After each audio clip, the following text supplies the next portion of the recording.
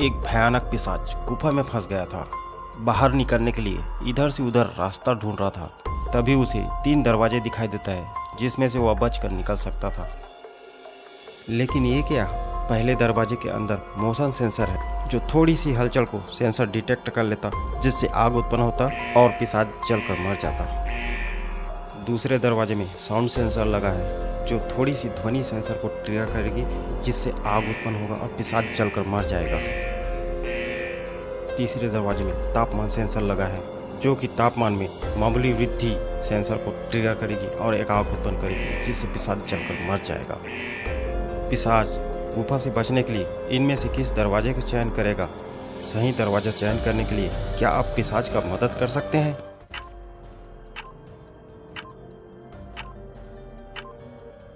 चलिए देखते हैं पिशाच किस दरवाजे का चयन करेगा। वह तीसरे दरवाजे का चयन करेगा क्योंकि पिशाच के खून ठंडे होते हैं, जिसके कारण तापमान सेंसर में कोई बदलाव नहीं होगा और वह उस दरवाजे से आसानी से निकल जाएगा। चलिए अगला पहेली देखते हैं। एक चोर चोरी करके भाग रहा था। डिटेक्टिव बाबू उसका पीछा करता है। भागते भागते चोर एक बिल्डिंग में घुस जाता है। डिटेक्टिव बाबू उसके पीछे पीछे घुसता है।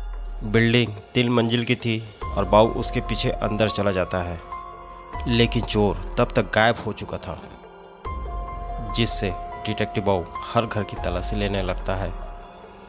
पहले घर के मालिक ने कहा, मैं सुबह से वीडियो गेम खेल रहा था, मुझे कुछ भी पता नहीं है। दूसरे घर के मालिक ने कहा, मैं पिछले कुछ घंटों से वर्कआउट कर रहा हूँ, मुझे इसके बारे में कुछ भी नहीं पता। और अंत में तीसरे घर के मालिक ने कहा, मैं तो बास्केटबॉल खेल रहा था, इसके बारे में मैं कुछ नहीं जानता। तीनों लोगों के बयानों के आधार पर क्या आप बता सकते हैं कि इसमें से कौन झूठ बोल रहा है?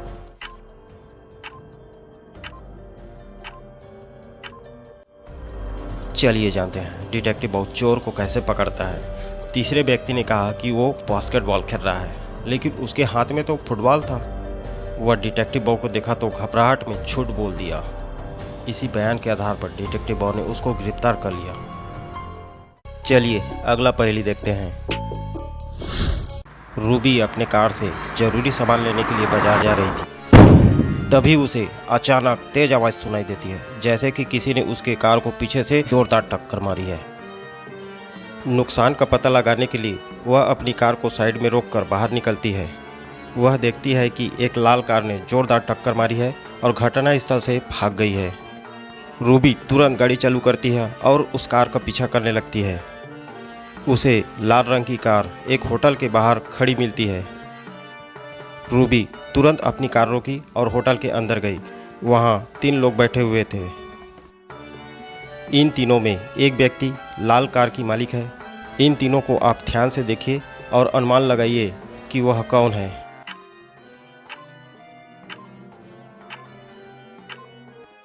चलिए देखते हैं रूबी ने लाल गाड़ी की मालिक को कैसे पहचानी। 1 नंबर और 3 नंबर के टेबल में बैठे व्यक्ति भोजन कर रहे हैं, जबकि 2 नंबर के टेबल में बैठे व्यक्ति अभी मेनू कार्ड देख रही है, जिससे पता चलता है कि वह अभी अभी आई है। रूबी उस व्यक्ति से अपने कार की नुकसान की भरपाई करवाती है। अगर आपने भी दूसरे नंबर के व्यक्ति को सोचे थे तो आप बिल्कुल सही थे। इसके लिए वीडियो को एक लाइक तो बनती है दोस्तों। चलिए अगला पहेली देखते हैं। एक बहुत ही शातिर और चालाक चोर जिसका नाम है गोगो, वह चोरी करने से पहले उस घर की जांच परख करता है ताकि उसे किसी प्रकार की दिक्कत न हो। पूरा शहर उससे परेशान था, जिसके कारण डिटेक्टिव बाबू उसके पीछे लगा हुआ था।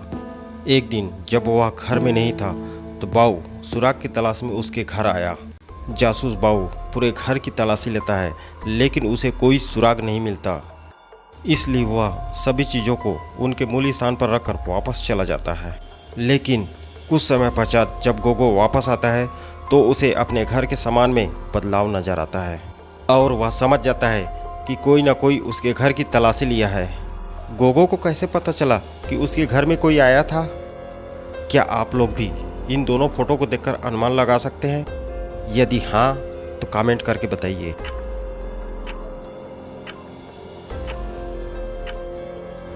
चलिए जानते हैं डिटेक्टिव बाबू ने क्या गलती किया था।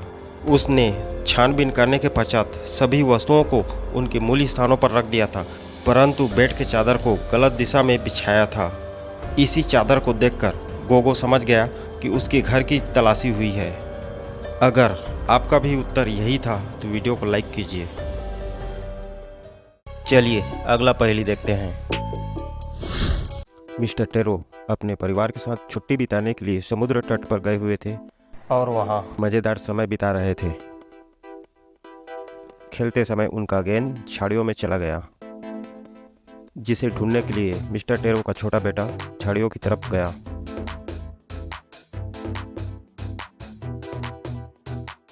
तभी किसी अनजान व्यक्ति ने उसका अपहरण कर लिया। जब काफी देर बाद उनका बेटा नहीं आया तो परिवार ने उसे खोजना शुरू कर दिया। डिटेक्टिव बाऊ पास ही में था और उसने यह सब होते देखा। बाऊ ने लड़के की तलाश शुरू कर दिया।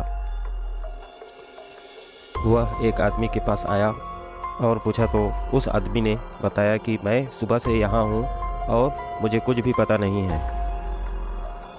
डिटेक्टिव बाऊ को एक और आदमी मिलता है जो कहता है कि मैं अभी अभी समुद्र तट पर आया हूँ, मुझे कुछ भी पता नहीं है। आगे जाने पर बाऊ को एक और आदमी मिलता है जो कहता है कि वह भी अभी समुद्र तट पर पहुंचा है और कुछ नहीं जानता। इन तीनों लोगों में से एक ने मिस्टर टेरो के बेटे को अपहरण किया है। क्या आप अनुमान लगा सकते हैं कि वह कौन है? सोचिए और अपना राइट आंसर कमेंट करके बताइए। जी हाँ, आपने बिल्कुल सही सोचा। बच्चे को किडनैप तीसरे व्यक्ति ने किया था, क्योंकि मिस्टर टेरो के परिवार एक ही प्रकार की टोपी पहने हुए थे जो तीसरा नंबर के व्यक्ति पहने हुए था। उसने वह टोपी लड़के से ले ली और पहन ली और इसी टोपी के आधार पर डिटेक्टिव बाऊ ने उसे पकड़ लिया।